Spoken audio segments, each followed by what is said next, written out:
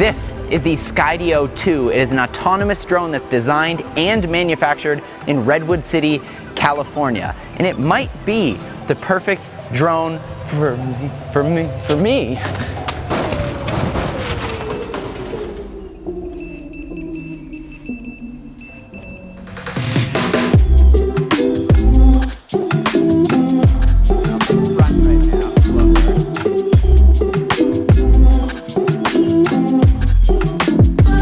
That worked out really well. Like, look at this shot.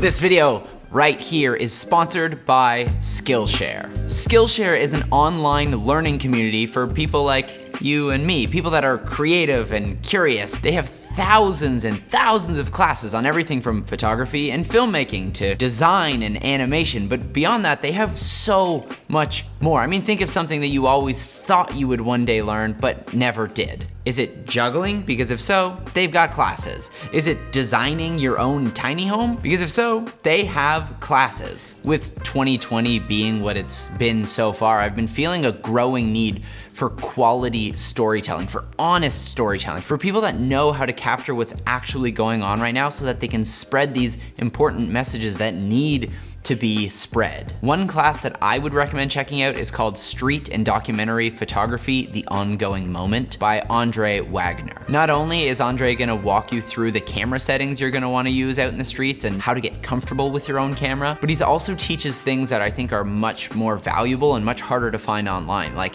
how to capture intimacy in a photograph.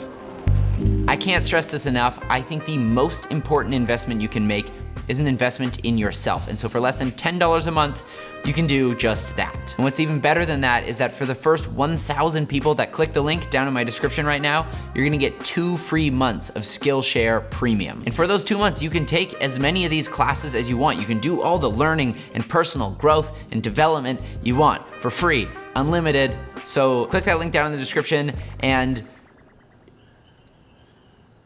do it. Got some packages in the mail. I didn't know what it was at first until I opened it and I saw this this logo. And then I knew instantly what it was, and I was very excited. The first time that I had ever heard of Skydio was a few years back in the golden age of Casey Neistat's daily vlogs. And he had put up this video of the original Skydio. And here's what he had to say. If I were to compare this to DJI's autonomous features, it'd be a little bit like comparing like a Ford Model T to a Lamborghini. Like, this isn't a small step up in tracking and following technology. This is a quantum leap. A few years have passed since that video, and obviously DJI has made some improvement with their tracking, especially with the Mavic Air 2, but I haven't tried that drone, so I can't speak to it. What I can say is that a few months ago, I found myself scrolling on TikTok and letting the algorithms feed me whatever our AI overlords decide suits me best. And I had stumbled across this video from a guy named Kendall Martin, AKA Ken Daddy XOXO on TikTok. He had posted this beautiful shot of him one-wheeling through this forest trail, something I do all the time. And there was this incredible drone shot that kind of comes around him and leads him from the front. It was this kind of shot that I don't know many drone pilots could actually pull off. And after reading the description of the video, it turns out it was shot autonomously on the Skydio 2. But honestly, I couldn't figure out how. What the heck? Did you see that? What? This is how you connect the batteries. They're magnetic. Is that safe? That's wild.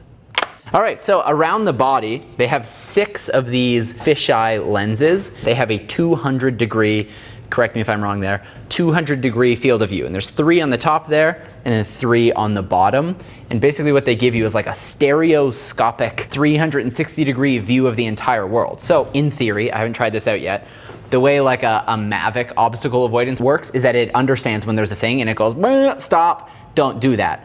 But what this is doing is it's actually mapping out the entire world around it, at least that it can see. So when it sees an object, rather than just saying stop, it goes, okay, what are my ways around it? And where's my subject? So it can intelligently decide, I'm gonna come closer, it can go over, it can go this way. because it understands the shape and size of objects. I'm excited to get this like in a forest, for example, and try and get some sweet one-wheeling shots through the forest. Let's plug this in. We'll send it up tomorrow.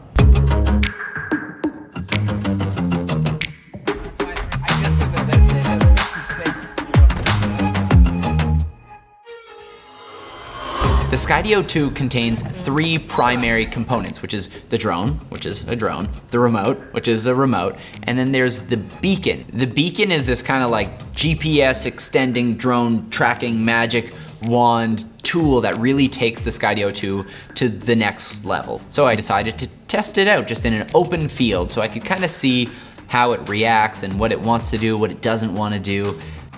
And honestly, I ran into a few issues. So, what are you doing? What is happening?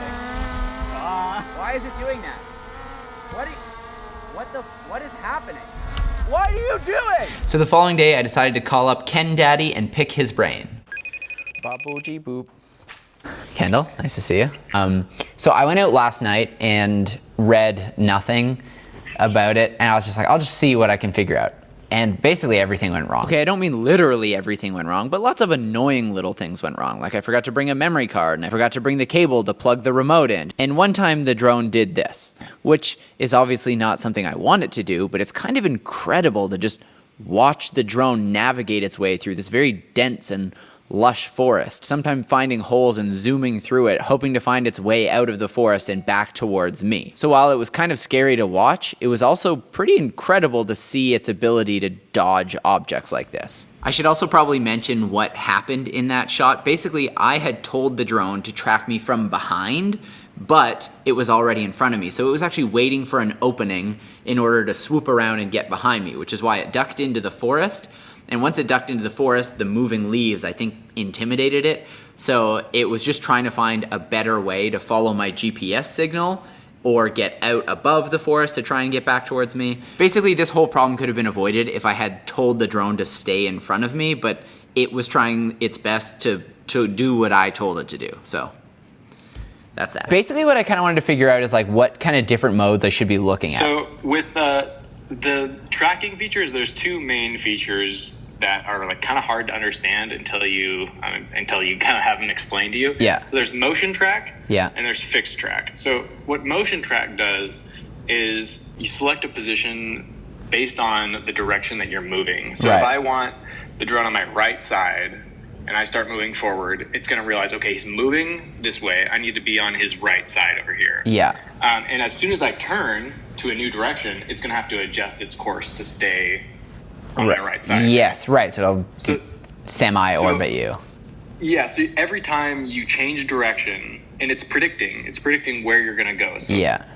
Each time you change direction, it's going to have to maneuver and pick you up in the next area. Right. But if you go to fixed track, what you do is you just select an angle to stay at. Yeah. So it's like, I want it facing north at all times. No matter if I turn right or left or go back towards it, it's always going to keep the same angle, or it's going to try to keep the same angle. Right.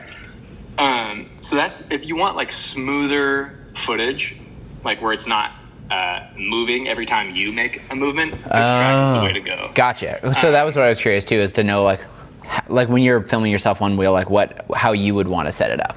So yeah, so like if you're in like in a dense environment, putting it behind you is going to be easiest because it can see and predict where you're going the easiest. Yeah. Right. I think there's a way to like set up like essentially like a line, right? Like you can set like an A and a B point and have it like fly.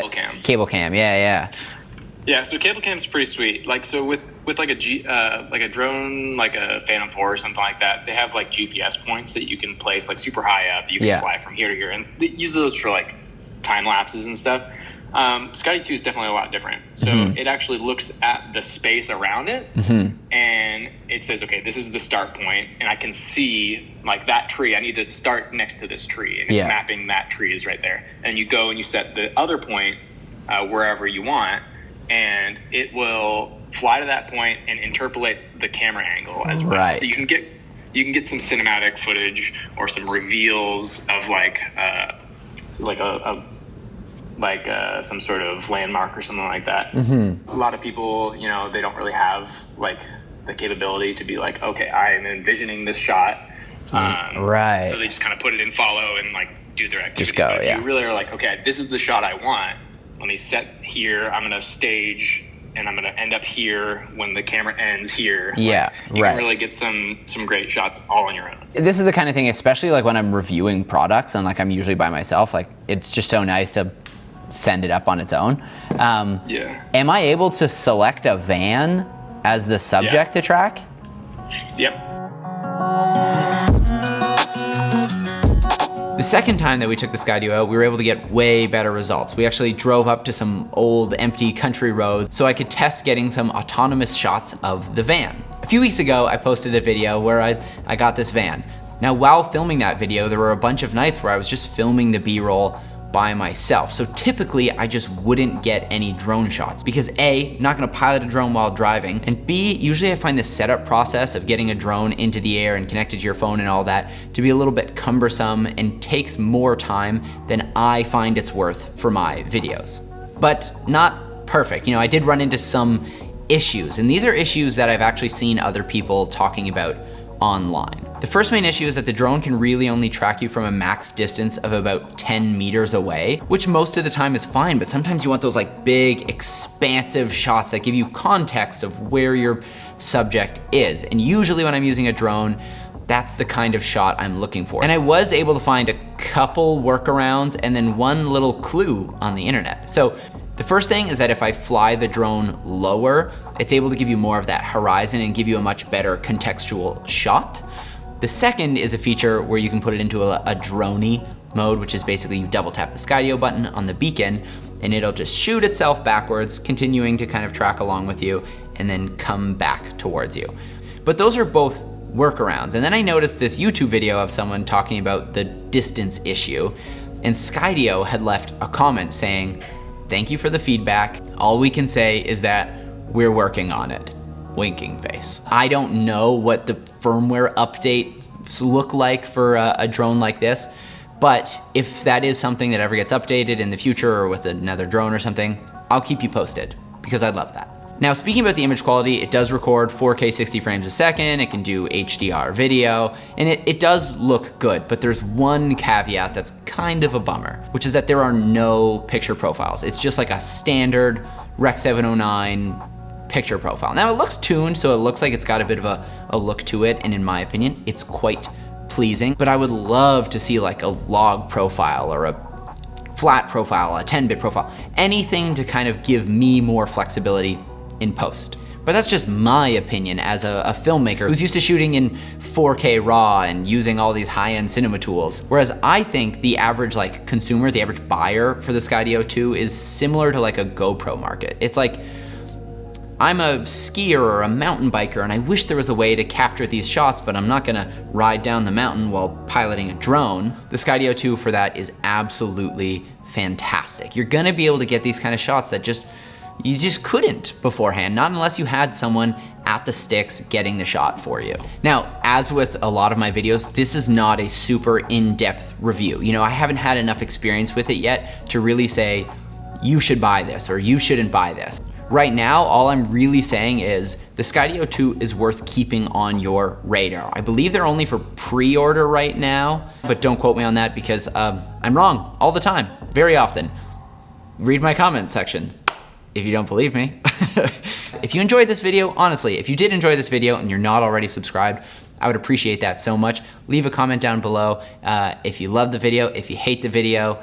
No matter what, just say nice things. I need your approval. I live for that validation. It's the only thing that gets me up in the morning. That's a joke. I'll be fine without you. But I do love you. You're fantastic. Good night. Goodbye. I love you. Sponsored by Skillshare. I love you. Goodbye. I feel like I should have something like a piece of straw sticking out of my mouth, just like chewing on it. Or a pipe. Should I start smoking a pipe, like a Gandalf pipe? Just like, probably not. Probably shouldn't do that. Unless it makes you subscribe, and then I'll do it. I'll do anything for a subscription. Please, would you subscribe?